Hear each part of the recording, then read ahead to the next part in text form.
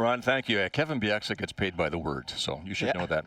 Stars come to After Hours, and in San Jose, that means Macklin Celebrini, who's breathing life into the Sharks franchise, and he is playing beyond the expectations that come with being a franchise player. So we'll get to all of that. But first, Christmas, I assume with the family in Livermore, which is about 40 minutes from here. How was it? It was amazing. Like, my family was at the game, obviously, in Vancouver, and then they flew back down to Livermore, and kind of getting those couple days with them all as a family. It was really nice. Okay, Macklin, we're not going to dwell on tonight's game except to say you came dangerously close to forcing overtime, and the losses in San Jose are mounting. You are not used to losing. How are you personally handling this streak? It's tough. It's really tough, kind of being in this situation. I mean, it's not like we're getting blown out every game. Like, there are a lot of one-goal games. A lot of one-goal games, a lot of close games, empty netters. So, I mean, you can kind of look at the positives, know that you're almost there. But I mean, the fact is that we haven't been winning those games. So it's been pretty tough. Okay, we move on to yours and Will Smith's TikTok creation. In fact, a recreation of LeBron James' driveway video that he shot with his sons a couple of years ago. Jumper, you first. You first. Come on, start us off. One. On you.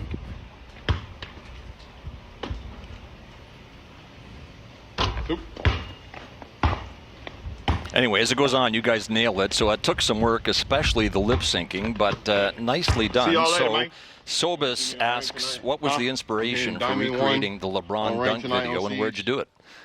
It was just a lot of, it was an off day, and we were playing basketball. And, I mean, I can't tell you how many games of 21 or like 3-point competitions we had. And then we were just kind of messing around. And then I don't know who said it, but, like, we were like, we should just recreate this video. We actually did it, like, a couple weeks ago. And we just had it on our phones, thought it was funny. And then Will just texted me. He's like, hey, I'm going to post it. And I'm like, all right, sounds good. See how it does. And yeah, now it's kind of gone pretty viral. Yeah, it's gone viral. At last check, it was heading for about 800,000 views. That is a measure of yours and Will Smith's popularity in the Bay Area. If you think back to the glory days of the Sharks, two fast friends, Marleau and Thornton, were the leaders of the team. Do you think that could be you and Will Smith one day? I mean, so you can only hope to aspire to be those guys. Obviously, both of them have their jerseys in the rafters, and two legendary players that meant so much to this organization and the league. So, I mean, to think about that, it's kind of wild, but we're just going to keep having fun. Okay, that gets us to the 2024 draft and your obvious selection. Here we go. Let's go Sharks! With the first overall selection in the 2024 NHL Draft, the San Jose Sharks are very proud to select from Boston University, Macklin Celebrini. Did you know that Joe Thornton was going to make the call? I was trying, because I saw that. I don't know how I saw that. I saw that a little bit ago, and I was thinking, I was like, did I know? I honestly can't remember, but I feel like I did have an idea that he was going to say it. That gets us then to the family home in Livermore, because your father, Rick, is director of sports medicine and rehab for the Golden State Warriors, and that's why the family's living there. So you could have stayed at home. You could have lived at home this season, but instead you chose to live with Joe Thornton and his family. Why? It was kind of a mixture of things. Be a little bit far from home. It's especially with traffic, it can get a little bit heavy. So that's a part of it, and also when that opportunity to live with them kind of came about, I think it was a no-brainer. Getting that opportunity to live with him, learn from him, also kind of be around his family. he has a son, River, that I play video games with and play help him basketball with his math homework, Yeah, I'm told. help right? him with his math homework too. We make You sure help Joe with his math? No, but we make sure he gets his homework done before we play games. What a resource Joe must be for you. And Cam asks, what's the funniest Jumbo story from your time living with him? Oh, that's good. I mean, it's not really. I can't really think of a funny story. This is like ironically funny. We were just kind of the first night before I moved in. We went over to like eat dinner. Me, Will, and Ty Delandria, and we went over. We ate dinner with him, and then after dinner, he's like, "All right, let's go play some hoops." So we went out to the driveway where we made that video, and we started playing basketball, and we played like a full. I think it was 2v2 or 3v3 game with him, his son, and us three. So, question from Jeffrey Keurig. You're a North Van boy. Did you train much on the local trails? And if you did, what's your best time on the grouse grind? Oh, I set my best time this summer on the grouse grind. I did it in like 35:06 or something, which was like. That's world class. I was pretty happy about that. I did it. I kind of use it as a training tool and just kind of conditioning. It's nice being out in nature and having fun. So, yeah. It's not just Joe Thorton. It's a lot of world-class professional athletes that you and your brother have had the privilege of being around because of your father's relationship with them. And one of them is Steve Nash, two-time NBA MVP, whose career your father helped keep on track. We took to each other quickly. Both come from the same part of the world. Both started out playing soccer. Rick was with the Whitecaps when my brother made his debut when he was 17, 18 years old. Obviously, I realized quickly what an impact he could have on me. Through that process of trying to overcome my back issues, we really struck up, a great relationship working to improve as an athlete as well. Your father's quoted as saying that the boys could see Steve starring for the Phoenix Suns, but then they'd also see him in 2- and 3-hour workouts. What effect did those workouts have on you? I mean, I was young, so I only faintly remember them. But I mean, being around it, without even kind of paying attention, it makes an impact on you. It kind of helps you realize what it takes.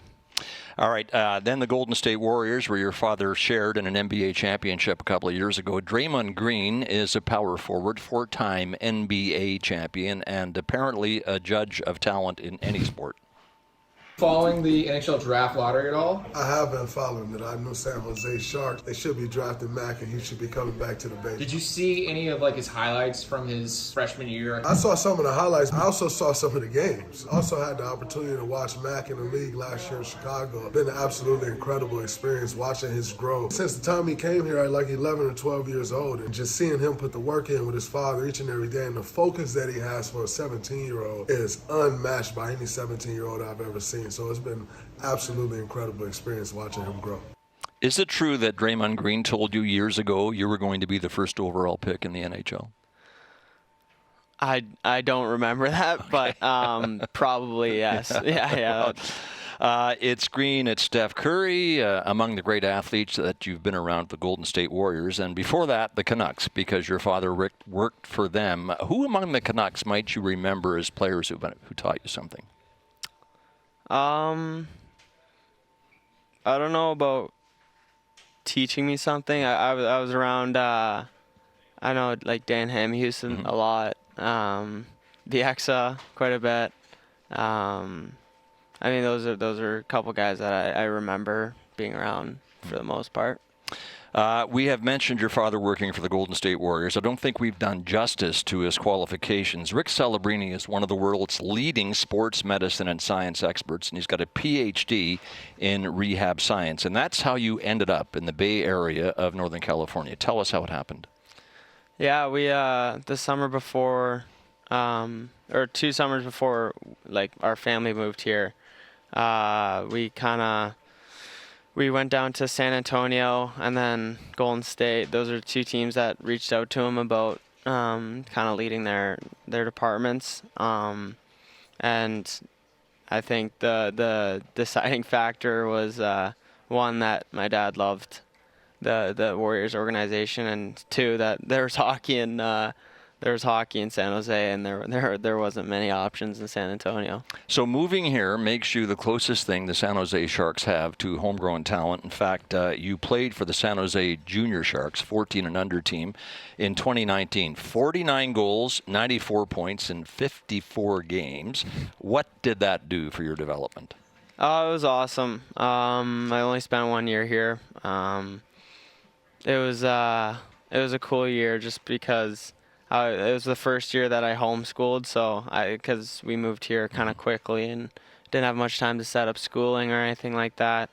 I did a lot of schooling online, and it gave me a lot of time to go to the rink and in the middle of the day and skate and call it Gretzky hour here. And yeah, that was a little bit different for me. Kind of culture shock a little bit, but it was an amazing experience. I want to read you this text that Kevin Bieksa sent me earlier tonight. He says, when I used to watch him play on the Junior Sharks, he was a birth year younger than everyone, but he would double shift the entire game.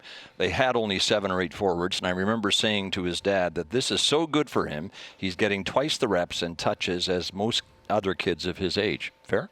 Yeah, I mean, that's all correct. I mean, I feel like the more ice time you get, the more it helps you. And Kevin also said this of your father, Rick. He saved my career as well as Manny Maholter, Ryan Kessler, and Mike Smith. Kept me personally from bilateral hip surgery from his aggressive rehab and core band workouts.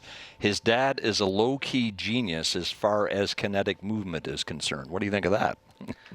I mean, kind of dealing with my own injuries, I agree with that. I can agree with that. Yeah. And you and your brother train with your father often in the summer, right? And mostly low band and not a lot of weight? No, we do. I mean, we work with a strength and conditioning coach as well that kind of gives us a program. But for my dad's stuff, yeah, it's a lot of band stuff. All right, let's get to where you grew up, North Van, and you still call it home, and the North Shore Winter Club, which has had a large hand in producing the last 2 first overall draft picks in the NHL. Connor Bedard last year, you this year. Where did the North Shore Winter Club figure in your first overall selection? I think it was massive for my development.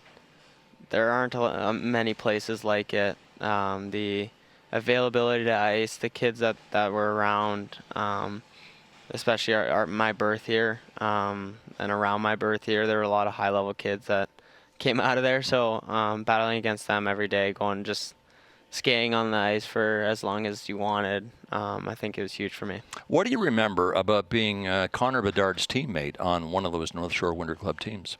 we were pretty young, so I don't really remember it too well. But I mean, growing up, he was Well, there you are. Yeah. And that's you on the right, isn't it? Yeah, that's because it's hard to tell you two apart. Yeah. No, but I mean, at a young age, he was pretty special. So. You are not the first Celebrini to be drafted into the NHL. That would be your brother Aiden, who was taken in the 6th round by the Canucks in 2023. Like many younger brothers, you look up to the older one. What's Aiden taught you? He's been an amazing role model for me, as much as an athlete, also as a person. He's one of the most caring and affectionate people that I know, and I mean, he's taught me so much about how to be a good person and how to carry yourself. So he's been an amazing role model for me. You and Aiden were teammates at Boston University last year, where you became the first 17-year-old ever to win the Hobey Baker Award as the top college player in the nation. It's pretty clear that Aiden is your biggest fan, judging by what he had to say before last year's draft lottery. Honestly, I don't think he's scratching the surface of his potential. I think the work ethic he has, the compete he has, the hockey IQ he has, really there's no limit for him. I think whichever team gets him gets a really solid player who's just going to keep growing every year, it's scary. If I were to make a pitch to an NHL team, that'd be it, as you ain't seen nothing yet. And I think most would still agree with that. Did you pay any consideration to returning to BU for another year so you could have another season with your brother instead of turning pro this year? I did. I thought about it. I actually took it into consideration quite seriously and especially being able to play with my brother for one more year. That'd be pretty cool.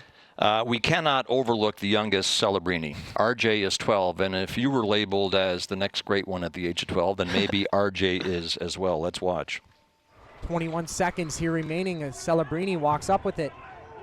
Celebrini gaining some speed, taking it all the way around the defenders with the shot, and a sharp angle shot behind his own net. All the way up and around the edge work. Wow, it looks like RJ has it all. How would you describe him compared to you at that age? I think he's a little bit more offensively gifted than I was at that age. I mean, his skating and I mean, he's look at his highlights. It's pretty good. Yeah. RJ Celebrini buries that. Might have been too many, but You like his cellies? I love his cellies. Yeah, they're awesome. All right, so those highlights were from. By the way, where's RJ playing this year? He's playing up in Vancouver for the HPL league that they started up there. So we stand by then for what, the 2030 draft? Which would be his draft year? Do you know? I think it was. I don't know the math, but it's something like that. In 6 years. All right, those highlights were from last year when RJ was 11. If you go back 1 year to age 10, that's when players play in the Brick Tournament in Edmonton, which you did in 2016. This is you back then, and to the naked eye, it is really hard to tell the difference between you and RJ. You look remarkably similar, don't you? Yeah, no, I agree. It's actually weird. We were watching a little bit of this, and I was asking my parents what I was like at RJ's age, and kind of watching some of these videos. It's actually pretty cool how similar we look in our skating and some of the things we do. So let's move on here. We talked a lot about your father, Rick, and probably not enough about your mother, Robin, who should get just as much credit for the success of her children as your father, Rick. And I've got a question here, if I can find it. It's from Chris Donaldson, who says you should ask him about his mother because she was a star soccer player at UBC. Yeah, she was a star soccer player. Both my parents were, but she played soccer at the UBC, and we always joke it's funny how none of us became a soccer player. We have not mentioned your sister Charlie, whose sport is tennis. She's internationally ranked, wins 66% of her matches on the hard court, so she's a serious player. Yeah, she's a pretty serious player. Being from Vancouver, I'm sure you've heard of the Roxy, right? Yeah. Who hasn't? So your parents, Rick and Robin, both star soccer players at UBC. You would logically think that they met on the campus of UBC, right? Yeah. You know, but I should tell you this, they met at the Roxy. Did you know that? I did not know that. No, I didn't. I had no idea. I knew they met at some sort of bar or place, but I didn't know it was the Roxy. Macklin, so there you have it. True love can be born at the Roxy, and the Celebrinis prove it. Yeah, exactly. Final question. Tyler Toffoli, on the way in here tonight, said you got to ask him about my celebrations. Why would he have said that? Oh, so last year, me and my teammate,